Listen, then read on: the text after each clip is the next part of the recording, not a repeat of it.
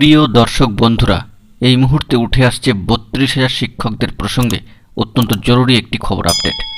আজকেই কি তবে সুসংবাদটি আসতে চলেছে? সর্বোচ্চ ন্যায়ালয় সুপ্রিম কোর্ট থেকে বিস্তারিত এই বিষয়ে ভিডিওতে আলোচনা করছি। অবশ্যই ভিডিওটিকে শেষ পর্যন্ত দেখার প্রয়োজনীয়তা রয়েছে ও চ্যানেলটিকে সাবস্ক্রাইব করে সঙ্গে থাকুন। দীর্ঘদিনের অপেক্ষা, আজকেই কি তবে সেই সুসংবাদটি আসবে? আসুন আমরা জেনে নিই গুরুত্বপূর্ণ এই খবরের মধ্যে দিয়ে।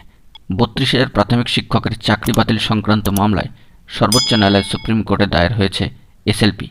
৩২,০০০ চাকরি বাতিল ঘিরে একাধিক মামলা দায়ের করা হয়েছে। আজ শুক্রবার এই সংক্রান্ত একটি গুরুত্বপূর্ণ মামলার শুনানির জন্য উঠবার কথা রয়েছে সর্বোচ্চ ন্যায়ালয়।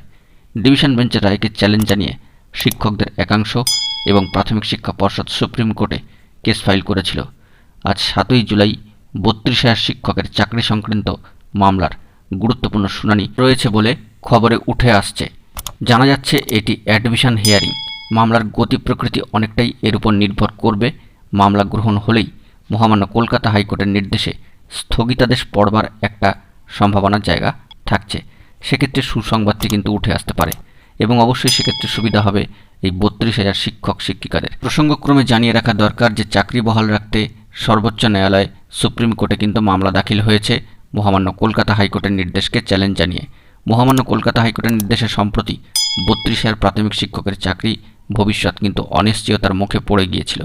বেআইনিভাবে নিয়োগ হয়েছে এমন যুক্তিতে হাইকোর্টের সিঙ্গেল বেঞ্চ চাকরি বাতিলের পাশাপাশি নতুনদেরও ওই পদে নিয়োগের জন্য প্রাথমিক শিক্ষা পর্ষদকে প্রয়োজনীয় উদ্যোগ নেওয়ার নির্দেশ দিয়েছিলেন।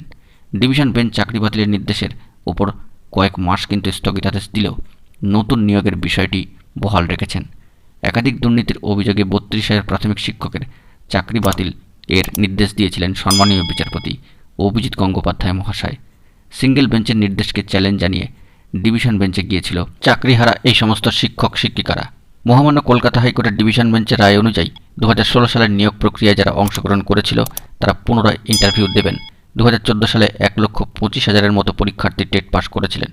এদের মধ্যে যারা সেই সময় প্রশিক্ষণপ্রাপ্ত ছিলেন না কিন্তু পরে প্রশিক্ষণপ্রাপ্ত, তারা নিয়োগে অংশগ্রহণ করবেন। ফলে নিয়োগপ্রাপ্ত ৩২,০০০ শিক্ষকদের যে সমস্যা বাড়বে তা কিন্তু বলাই বাহুল্য। সম্মানীয় বিচারপতি অভিজিৎ গঙ্গোপাধ্যায়ের নির্দেশে ৩২,০০০ এই সমস্ত প্রাথমিক শিক্ষক শিক্ষিকাদের চাকরি বাতিল হয়েছিল। সিঙ্গেল বেঞ্চের নির্দেশকে চ্যালেঞ্জ করে ডিভিশন বেঞ্চেও মামলা হয়।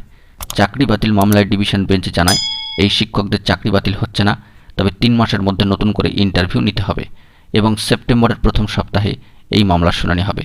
সম্মানীয় বিচারপতি সুব্রত তালুকদার মহাশয় এবং সম্মানীয় বিচারপতি সুপ্রতিম ভট্টাচার্য মহাশয়ের ডিভিশন বেঞ্চ এই নির্দেশ কিন্তু দেন।